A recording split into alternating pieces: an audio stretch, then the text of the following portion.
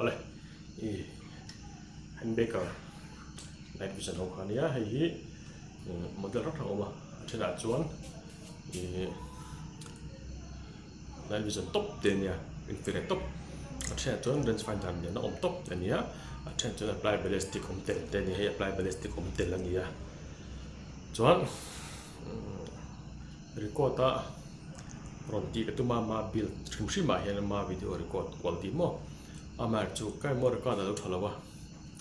ya fu thei reng lo me chuan phone ne kalinga khan a record top the mar chu menu lu thei lawa video top record theya chu ban chuan hemi a block a hi ka thlona nga ten display dia om ta hemi bi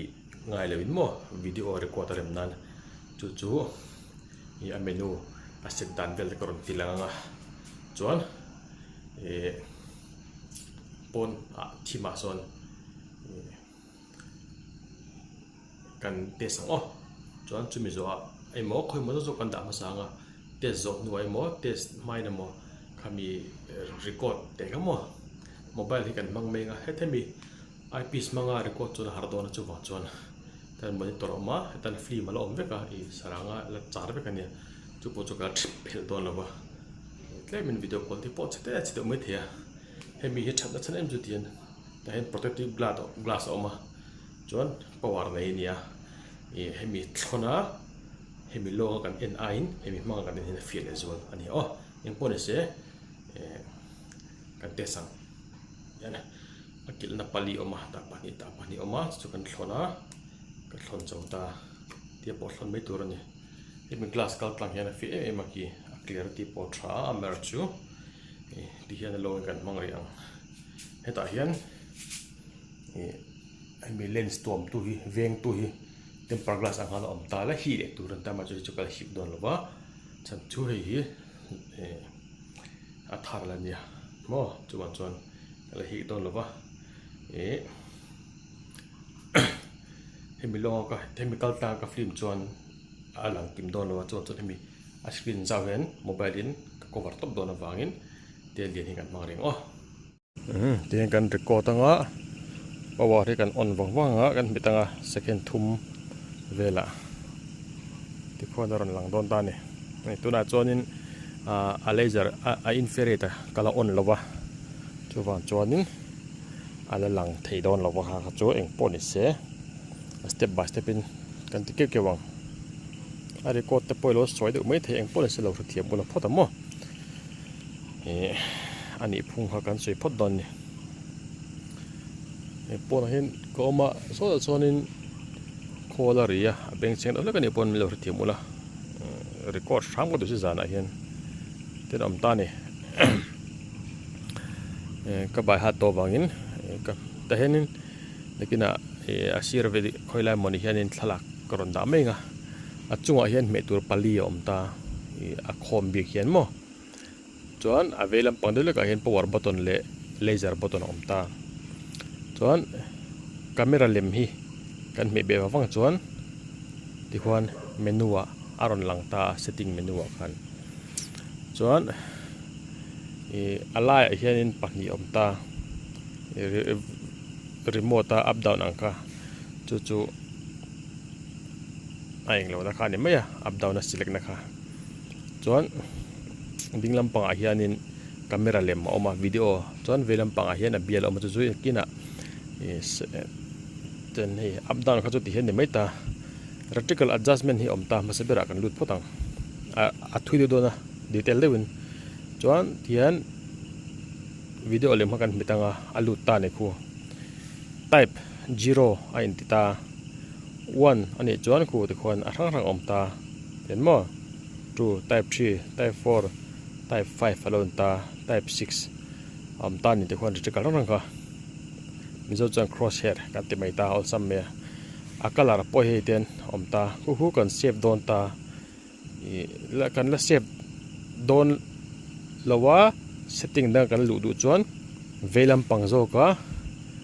thalak mod pa ngai zo ka kan me don ni chuan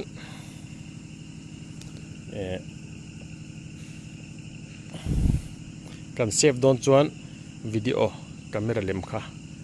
me le mai tur ania chuan tun a khon green alo om ta chuan veilam panga ni china kan me tho a thlak na khamo kha jok kha kan camera angle kan siam thalak tikhan up down bok kan mit le don ni tikhon red avar adum a hring a sen tikhan omta hei chu kan boruak man omdan a zir entina chhun eng deuh mo zan thima mo khami kan man du dan a zir khanin hei chu thlan mai tur ni mai ta a hring a hian kan da ringa chuan khumi khu nakina kan zero don a khanin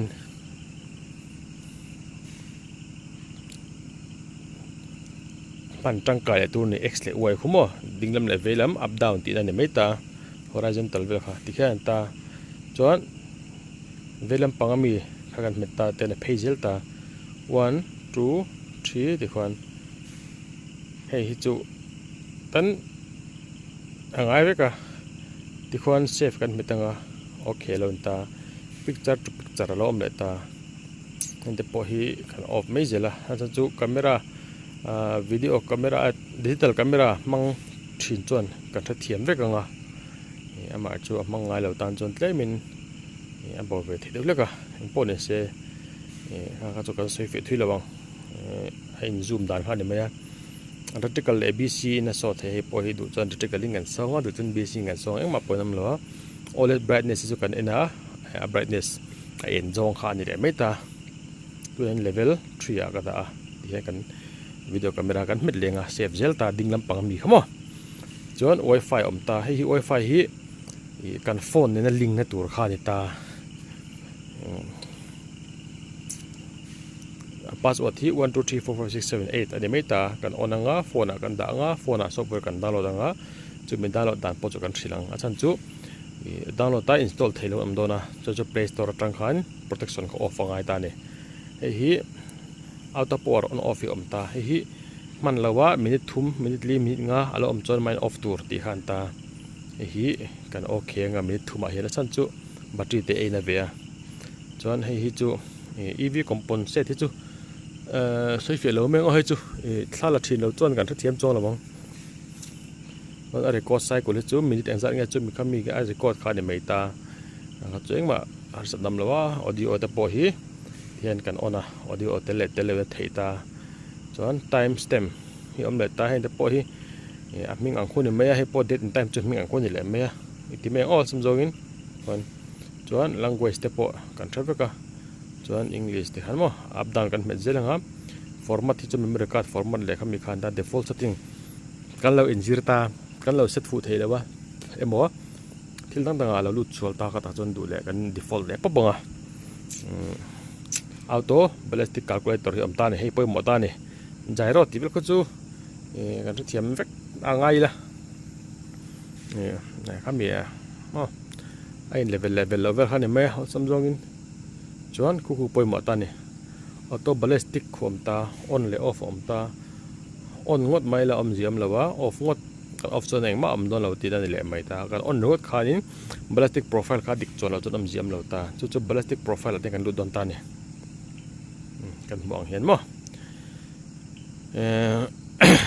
tihian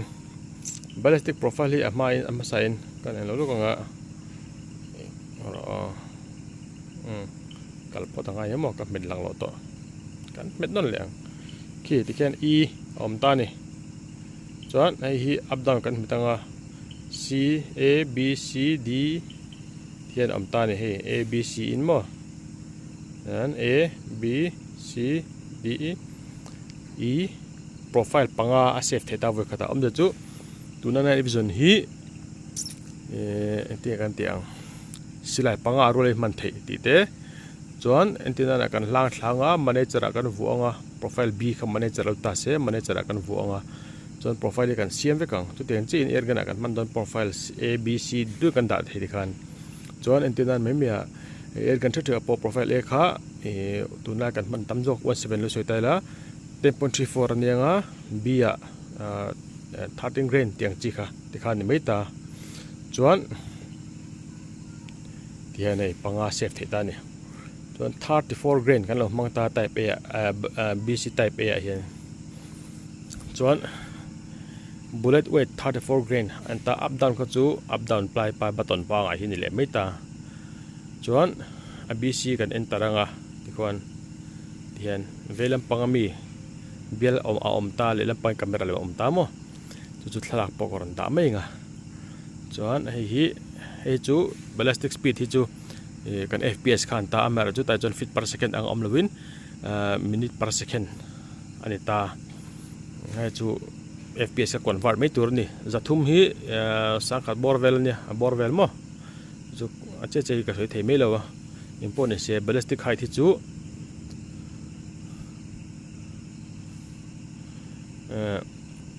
ballistic te kan ti baseline height hi chu 45 mm kan ti hei hi amja chu scope sanjong kha ani mai ta chu scope sanjong kha 45 mm chu inchi ni le chan ve inchi ni le point somli panga velan ta chuan zirang distance 25 meter tu zat ne mai up down chu hei up down button om ta chunga mo cheng polo ni se altitude hi sea level tang amna level kha ni ta hei point du le internet tang point thezel ta temperature te po mo chuan hei ni china color kan se marking te po kidaron langa red te a green te thlan the ta yellow ten mo chuan hei kan confirm nga camera lem kan met liang kan confirm ta safe okay ti ta chuan hei kan so don ta ni hei gyro vel chu soi ngai lo ngai la laser range finder hi khu ti khot am ta ni adz khu ni ta khu dilam le velama ason thei ta chu hei kan son chinang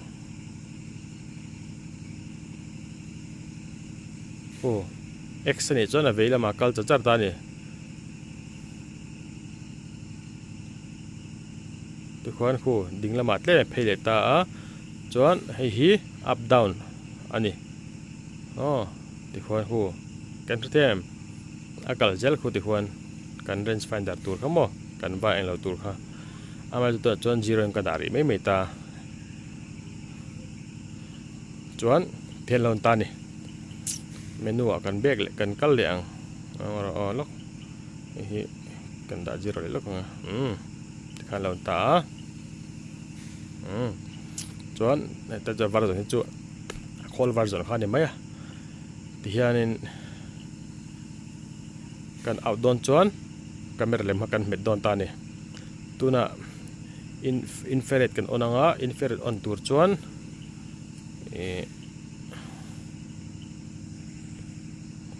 volume button kha kan met dona chuan ta chuan hi angai ta ni black and white mo ta omangai ta ti khan ai on ta ni chuan a hmalama hian a zoom na oma tul chuan hei po hi dekina ar pen karun tilanga parallax ka tina huwa fia lo ta ni ti khona fia takak maya nim vekania chuan chuanin enge to han fia kuk langsar du khan om don lo ba video elo thiam lok ula keima thil langsar chiang tur kan la lok nge ti hian lang phang em khu alon ta khu metaraza ania ka omna tang hian hon de khona fia le kwak ta chuan hei hi du chuan a zoom le thei ta button kha chu chunga am ta ti hian mo hian important se niam bera kan dal yang kan mu thiam thei nan infrared mode kan on le nga infrared mode hi black and white ta chau ni night vision hi color khana kal thei lawa chuan set tu chuan ti khon lawn ta ni ka omna hi tle men hla ta a distance poko dang mai the chuan button paliji nga velam pangber hi range finder anta mumem range ta dinglam panga khu enje hu metal somret kwa enti humo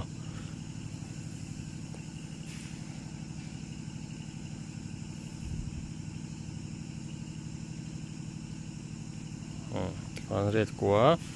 bangku kan range le ang tu again lo clear lo ta chu parallax ya ma hin om ta just namo ti khana fia lo buang ta kan her lu ni khu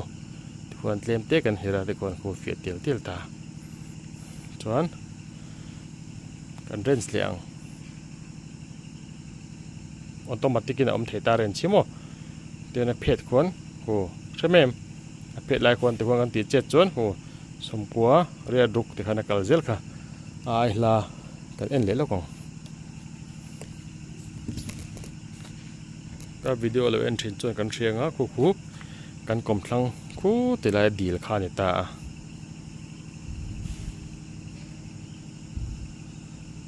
โมบายกล้องอ่ะลักปัดดูนั่นจนอาว่าฮาร์ดเดวทิ้งไว้เอาดูไอ้จนฉันจู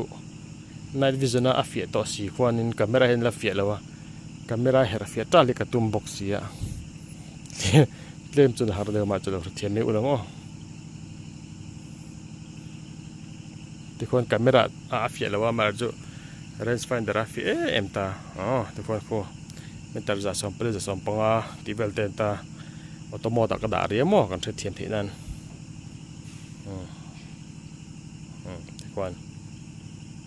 ส่วนเฮติลายะ X อมเตคุกันเพราะมัน X เซนคูอ่ะฮอลจัดตัวที่นั่นนี่คูเอ็นอุลคูอมดาอมนะคูโมกันส่วนเลี้ยงของ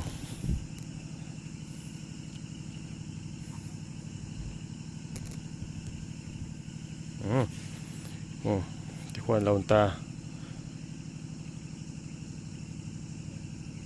ก็เอ็นส่วนเสากันเหมือนที่ขานอามันเสียมเริ่มเจริญนี่กันฮอลจัดตัวเขาโมออโตโมดกันเอาฟังอ่ะที่ขานนี่เดี๋ยวไม่อะนี่กินอัดจุงละมาจังอเมด้าการันตีหลังเชียงโดนนี่อ๋อแต่ยันเมมโมรี่การ์ดออกมาอัดชาร์จเทียmini HDMI port om boka hei laser on nania power on off ania chuan hei kasoi menu at pakhat atanga pahni na antenna option kha reticle te po green yellow red tiang chi te height adjust na po mo khami thlan na hin ta hei a save na ni ta hei up down khani mai ta chuan hei mi te pan hi infrared level up down animate le bok ta zoom lo pon le ta he chu save na chuan hei me be hian menu lu na nia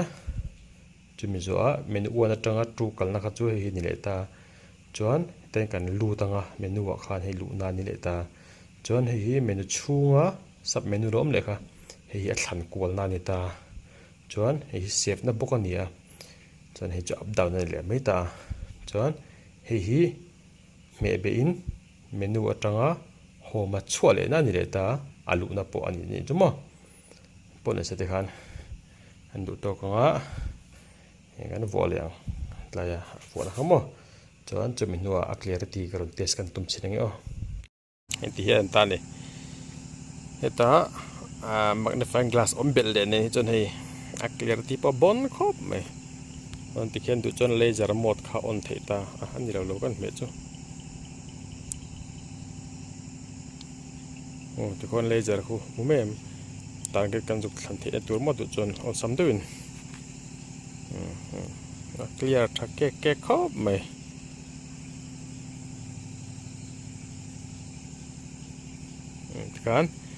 kan du tok tak ang o